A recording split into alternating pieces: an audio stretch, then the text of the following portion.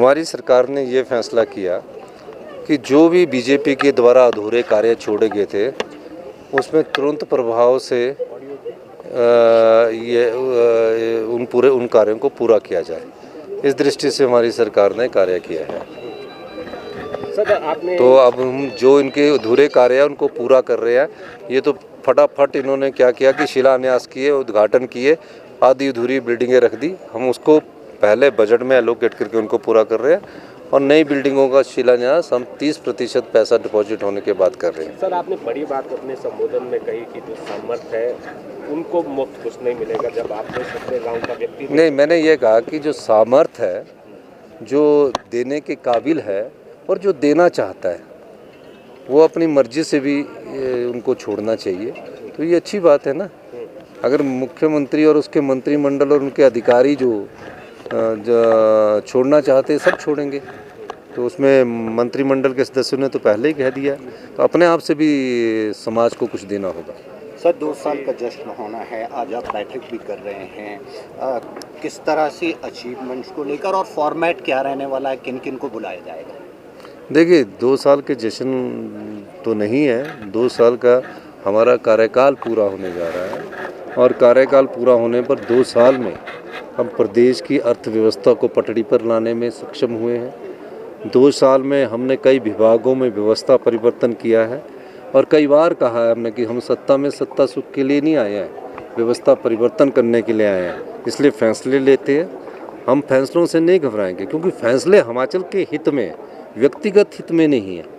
पर जो भारतीय जनता पार्टी की सरकार थी उन्होंने व्यक्तिगत और पार्टी हित में जब फैसले लेकर प्रदेश की संपदा को लुटाने का कार्य किया, हमारी सरकार उस प्रदेश की संपदा को लुटने ना देगी, ना लुटाने देगी, बल्कि उसको संपदा को अपने पास लाकर आम किसान, जनता और महिलाओं के सम्मान के लिए और युवाओं को रोजगार देने के लिए खर्च करें। सर, हाइड्रो पावर प्रोजेक्ट में जो पिछले दिनों जो कोर्ट का ऑर्डर आया था उसमें सरकार ने 64 करोड़ जमा कर दिए गए हैं, ये इन प्रोटेस्ट है क्या? नहीं, ऐसा होता है कि जब सरकार 64 करोड़ रुपया जब उसका आर्बिट्रेशन और सिंगल बेंच ने फैसला किया है, उसके पास एक नियम है जिसमें जिसने पैसे लेने होते हैं वो बोलता है कि आप किस प्रॉपर्टी का वो करेंगे।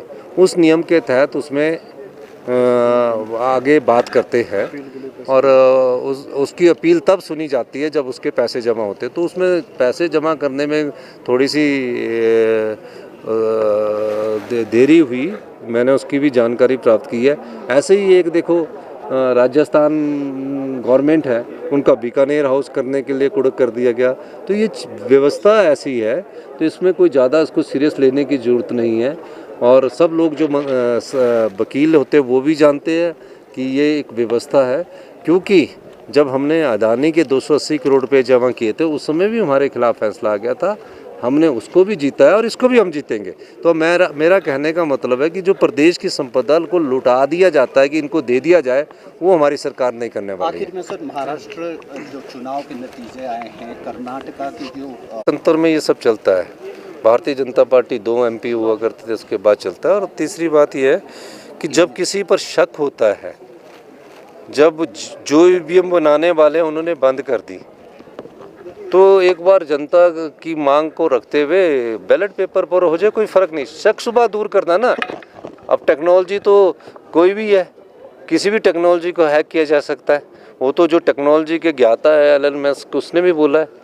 तो अगर शक दूर करना हो तो एक बार हिंदुस्तान में बैलेट पेपर पर भी चुनाव हो जाए तो शक भी दूर हो जाए। धन्यवाद।